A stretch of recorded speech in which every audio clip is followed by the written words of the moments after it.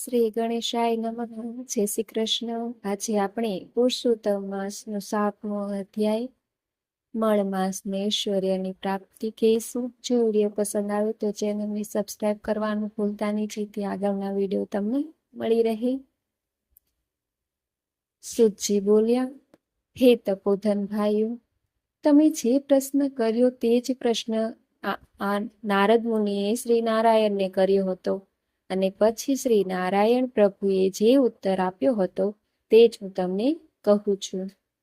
નારદે પૂછ્યું, એ મળમાસનું અપાર દુઃખ જણાવી વિષ્ણુ ભગવાન મૌન રહ્યા. તે પછી હે બદ્રીનાથ નારાયણ, તે પુરુષોત્તમ પરમાત્માએ શું કર્યું હતું તે હવે કહો.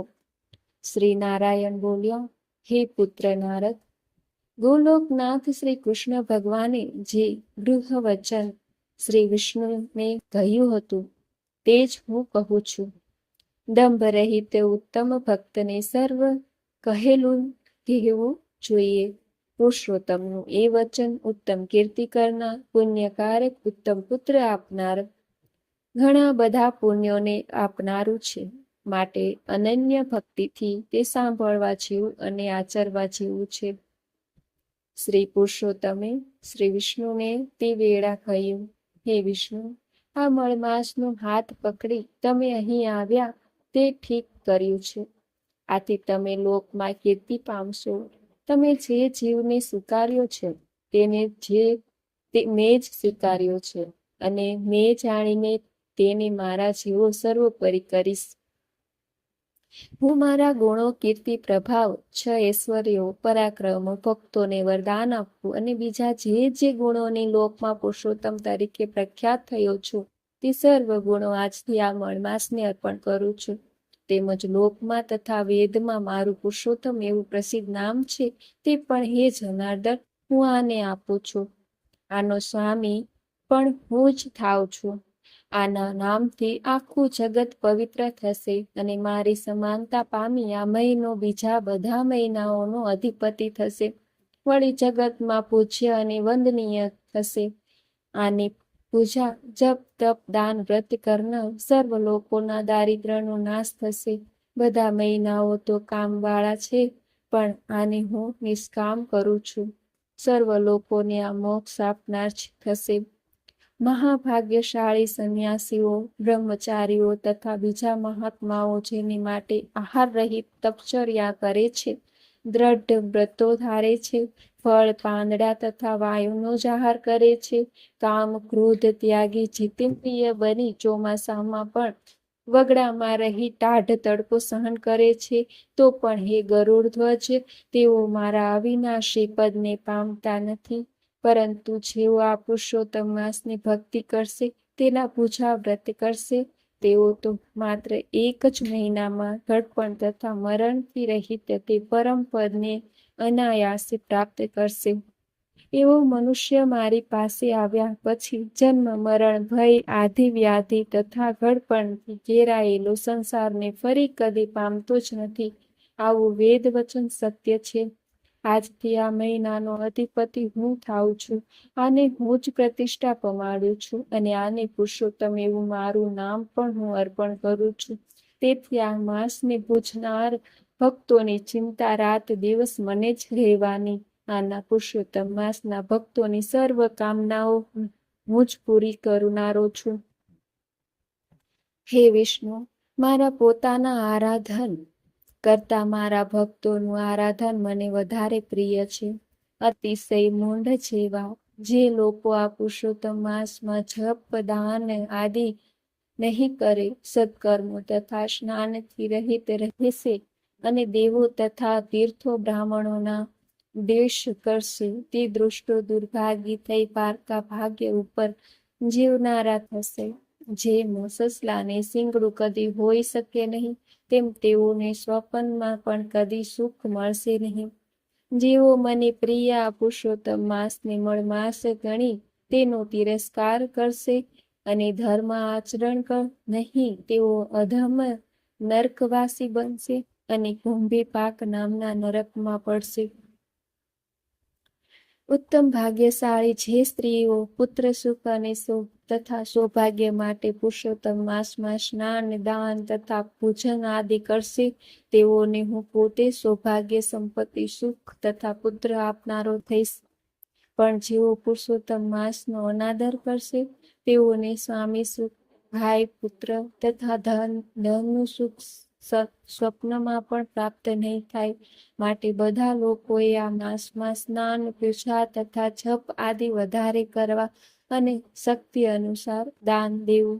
જે મનુષ્ય આ પુરુષોત્તમ માસમાં ભક્તિથી મારું પૂજન કરશે તે ધન તથા પુત્રનું સુખ ભોગવી મરણ પછી ગોલોકવાસ પ્રાપ્ત કરશે. મેં આ માસને સર્વ મહિનાઓમાં ઉત્તમ કર્યો છે. માટે હે લક્ષ્મીવર, તમે આ અધિક માસની ચિંતા છોડી દઈ આ પુરુષોત્તમ માસને સાથે લઈ તમારા શ્રેષ્ઠ વૈકુંઠ ધામમાં જાઓ. શ્રી કૃષ્ણ ભગવાનનું એ રસિક વચન સાંભળી વિષ્ણુએ મેઘ જેવી કાંતિવાળા શ્રી કૃષ્ણને પ્રણામ કર્યા અને પછી અતિશય આનંદપૂર્વક એ પુરુષોત્તમ માસને સાથે લઈ જલ્દી ગરુડ પર બેસી પોતાના વૈકુંઠ ધામમાં તે પધાર્યા. અને તે દિવસથી મળમાસ પવિત્ર પુરુષોત્તમ માસના નામે ઓળખવા લાગ્યો. શ્રી બૃહદ નારદીય પુરાણના પુરુષોત્તમ મહાત્મયનો મળમાસની ઐશ્વર્યની પ્રાપ્તિ નામનો 7મો અધ્યાય સંપૂર્ણ. વનડિયાની વાર્તા. કથા. સોનપુર નામનું એક નગર હતું. નગરમાં એક કન્યા રહી. એનું નામ સોનબાઈ. આ સોનબાઈને 7 ભાઈ અને 7 ભાભી. 7 ભાઈની એકની એક બહેન એટલે લાડકી. એવી એનો પડ્યો બોલ ઝીલે. ભાભીઓ એને કાંઈ જ કામ ન કરવા દે એટલે આખો દિવસ નવરીને નવરી. રસોઈ થાય એટલે જમી લે, પથારી થાય એટલે સૂઈ જાય. સોનબાઈ જેવી રૂપવાન, એવી જ ગુણવાન અને ધાર્મિક. સવાર સાંજ દેવ દર્શને જાય, દાન પુણ્ય કરે, ભજન ભક્તિમાં લીન રહે, વ્રતે કરે, ઉપવાસ કરે, કથા વાર્તા સાંભળીને ધર્મ ધ્યાને કરે. એવામાં અધિક માસ આવ્યો. પાવન પુરુષોત્તમ માસ જીવનના પાપ ધોઈ નાખવાનો પુણ્ય અવસર. 7 ભાભીઓએ વ્રત આદર્યું. સોનબાઈએ પણ વ્રત આદર્યું. ભાભીની સાથે જ નદીએ જઈ માથા બોળ સ્નાન કરે અને હાથમાં અક્ષત લઈ વાર્તા કથા સાંભળે. આમ કરતા મહિનો પૂર્ણ થયો. એકમનો દિવસ આવ્યો. 7 ભાભી સોનબાઈને કહેવા લાગી કે નણંદબા રે નણંદબા, ચાલો વનવડિયાની કથા વાર્તા સાંભળીએ. જેણે વ્રત કર્યું હોય એને વનવડિયાની વાર્તા સાંભળવી પડે, નહીતર વનડિયો નડે. આ સાંભળીને સોનબાઈ બોલી કે ના રે ભાઈ ના, મારે તો મારો પ્રભુ ભલો ને હું ભલી. ગુણ ગાવું તો એક મારા ભગવાનના, બીજા કોઈની કથાએ ન સાંભળું ને વાર્તાએ ન સાંભળું. મારે ત્યાં કાંઈ પાપમાં પડવું નથી. ભાભીઓ સોનબાઈને બહુ સમજાવે છે પણ સોનબાઈ માનતી નથી. આ જોઈ વનડિયાને ક્રોધનો પાર આ રહ્યો. તો વનડિયો દેવ કોપે તો દાટ વાળી દે અને રીઝે તો રાજ આપી દે.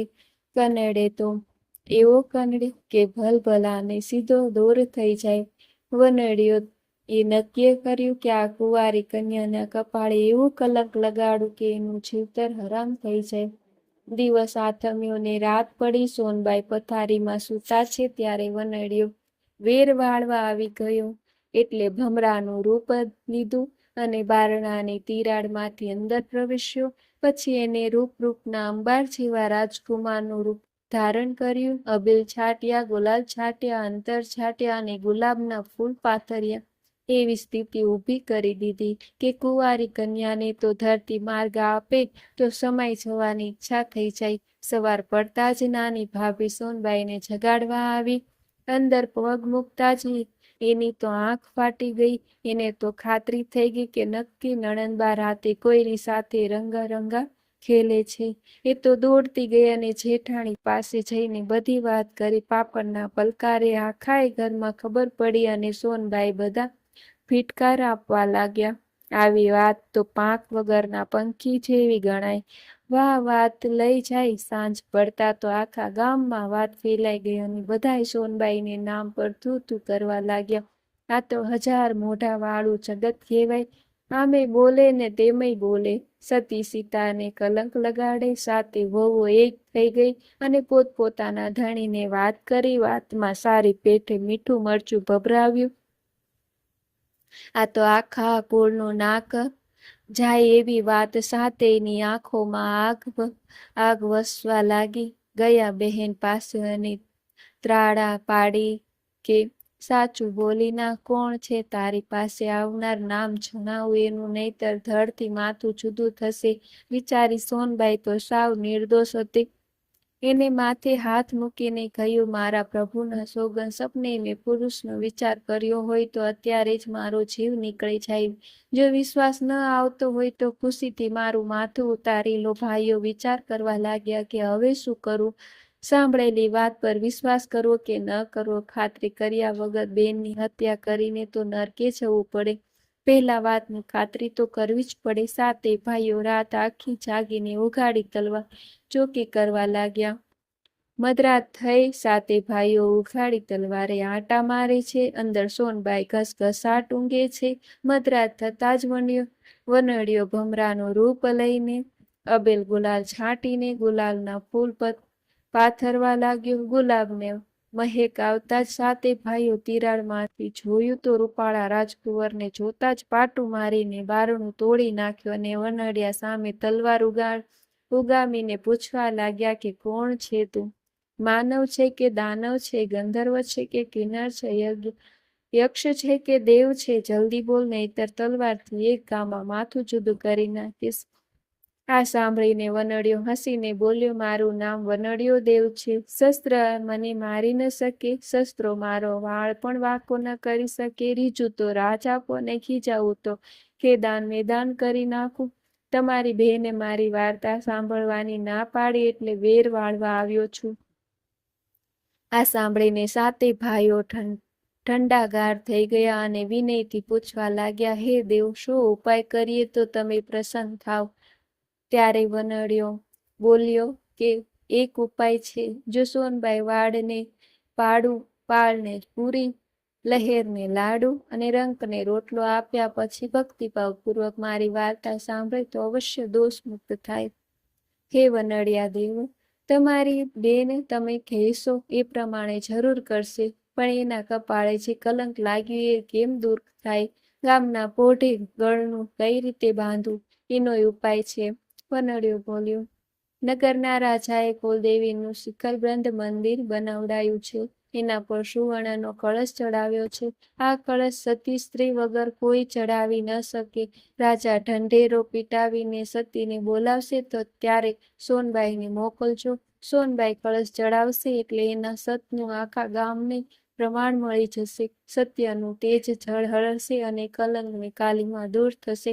સાતે ભાઈઓએ વનડિયાની મસ્તક નમાવીને પ્રણામ કર્યો અને હસતો હસતો અંતર ધ્યાન થઈ ગયા.